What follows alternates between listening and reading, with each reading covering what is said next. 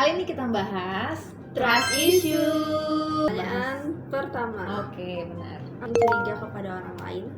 Curiga kalau sering enggak sih? Kalau menurutmu gimana? Kalau aku bisa curiga tapi enggak sesering orang. Pertanyaan itu. Kalau gimana? Kayak apa sering? Aku sering. Kenapa? Iya. Kita bisa bahas nih. Kenapa sih bisa sering curiga sama orang? Apakah ada sesuatu yang mungkin membuat kamu di masa lalu? Enggak deh. 50-50 deh. 50-50 artinya nggak terlalu sering kan? Iya, nggak terlalu sering. Tapi kita bisa, menurut aku wajib loh kita curiga sama orang. Jangan sampai kita benar-benar close percaya sama orang, tapi kalau sudah kalau sudah terlalu curiga sama orang berarti vibes-nya atau pikirannya Memang negatif. vibes-nya ya, memang karena vibes-nya orang itu jelek, jadi kita sering curiga sama orang. Apalagi kalau ada yang bilang pinjam dulu 100 nanti bulan depan gue balikin, ya kan itu. kita patut curiga kan sama orang itu Ya, kan? itu wajib curiga. Iya. Oke. Pertanyaan Next next question. Apakah Anda selalu berasumsi buruk terhadap orang lain? Kalau aku berasumsi buruk enggak sih, karena penilaian pertama aku orang yang tidak peka dan sulit menilai orang di awal-awal ya. Kalau kamu gimana? Kalau aku enggak sih, biasa aja. Biasa. Menurutku harusnya semua orang itu baik sih. Kan kita kan manusia ya. Ceritanya begitu. Oke, next question. Apakah Anda sulit memaafkan dan melupakan kesalahan orang lain? Kalau misalnya untuk memaafkan, kalau orang lain itu tidak terlalu dekat, aku sangat bisa seperti melupakannya, lebih melupakan. Dan satu lagi apa tadi? Melupakan. Ya benar. Karena menurut orang itu nggak penting. Tapi kalau misalnya orang penting sama aku melakukan kesalahan ya wajar ya. Dan supaya kita tetap keep contact ya, memaafkan itu jalan terdamai buat kita gitu. Kalau kamu gimana? Bijak sekali Vika. Ya, udah tua soalnya. Kalau aku ya kalau aku kalau aku menilai diriku sendiri tuh kayaknya aku mudah memaafkan dan melupakan kesalahan orang lain, karena jadi pernah tuh dulu tuh kejadiannya tuh waktu tuh, tapi ini kejadian lama sih, mungkin karena separuh itu kayak karena aku masih anak juga kan. Jadi waktu tuh SMA, terus aku tuh awal tuh akrab sama teman ini. Terus akhirnya tuh aku tuh bertengkar sama dia. Kayak 3 harian kayak gitu nggak ngomong, pokoknya kayak marah-marahan gitu. Terus akhirnya setelah baikan aku tuh malah lupa emang kenapa ya aku kemarin itu gitu.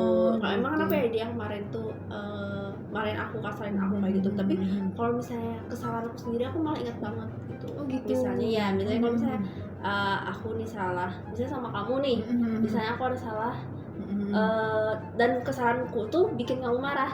Atau aku malah gampang ingat, ternyata Vika tuh kalau misalnya diginiin ternyata marah dia. Nah aku tuh malah ingat terus, pokoknya aku harus hati-hati deh, aku nggak boleh bikin kesalahan yang sama kayak gitu. Aku tipe orang kayak gitu sih. Lebih ke introspeksi diri jadinya ya.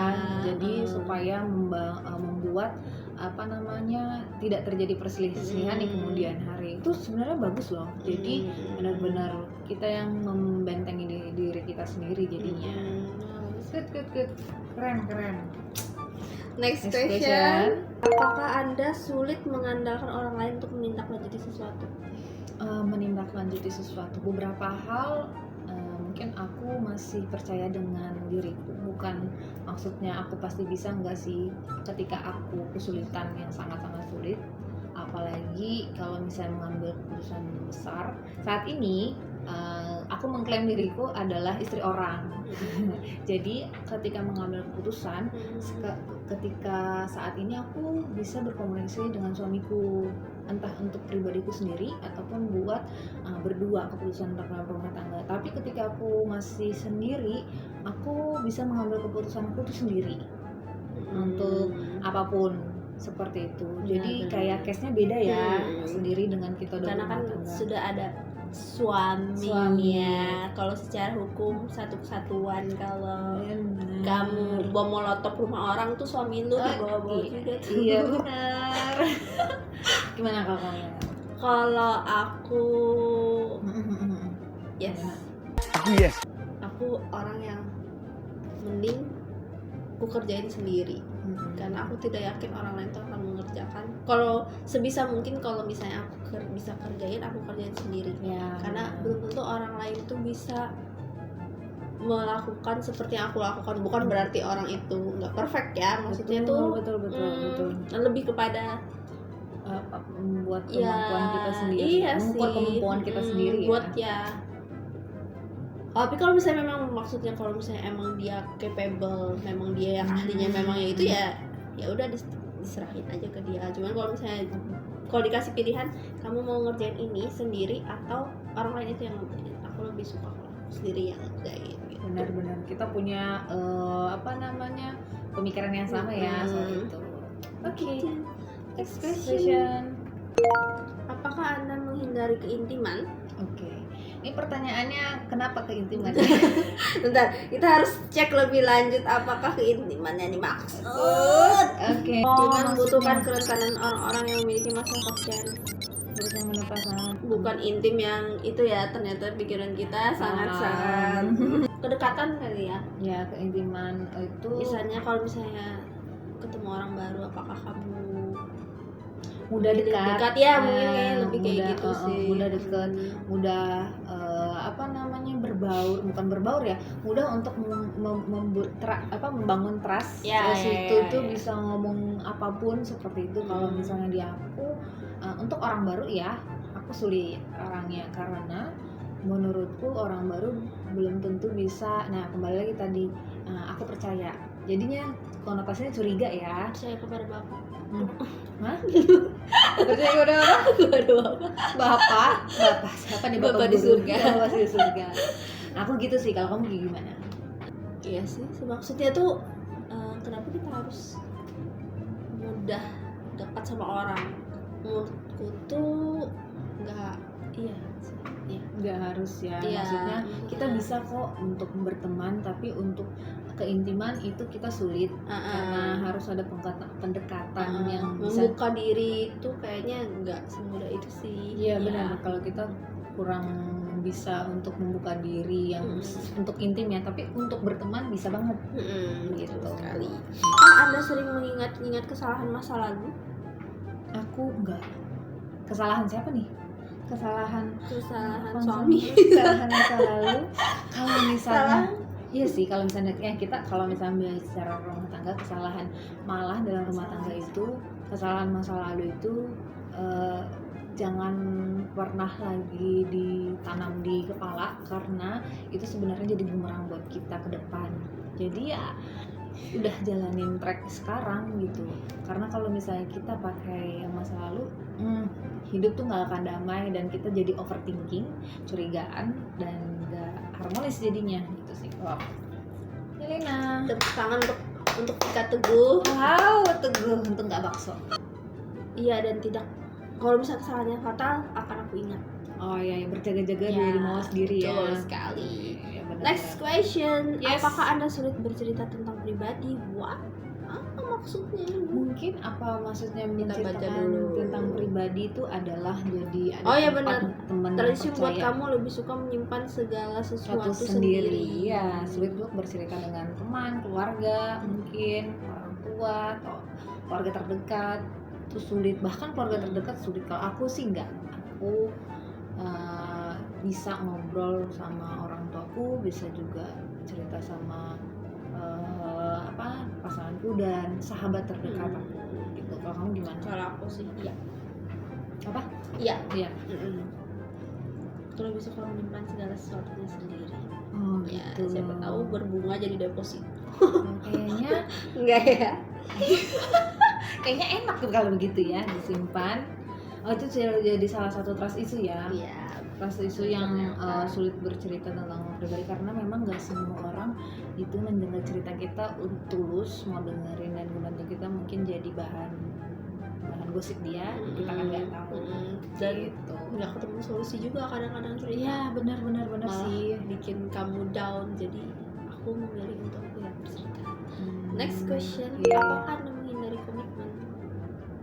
Kalau aku pasti tidak, karena kamu sudah punya komitmen saat ini. Ya, berkomitmen. Gimana dengan Yelin? Iya. Menghindari ya. Iya, saat menghindari. ini. Saat ini masih menghindari, tapi mungkin kita lihat saja. Tidak ada yang tahu untuk perubahan kan. Waktu tuh berubah ya, orang juga pasti akan berubah. Iya, betul sekali.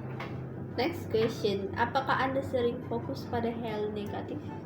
Kalau aku enggak, karena aku malah capek kalau ketemu sama orang yang vibrasi atau frekuensinya negatif, maka aku akan memilih menghindari. Gak apa-apa jadinya aku tidak punya banyak teman, tidak punya social life yang berdampak buruk buat aku. Jadi aku membuat circleku tuh positive vibes dan vibrasinya lebih baik gitu. Kalau Elin gimana?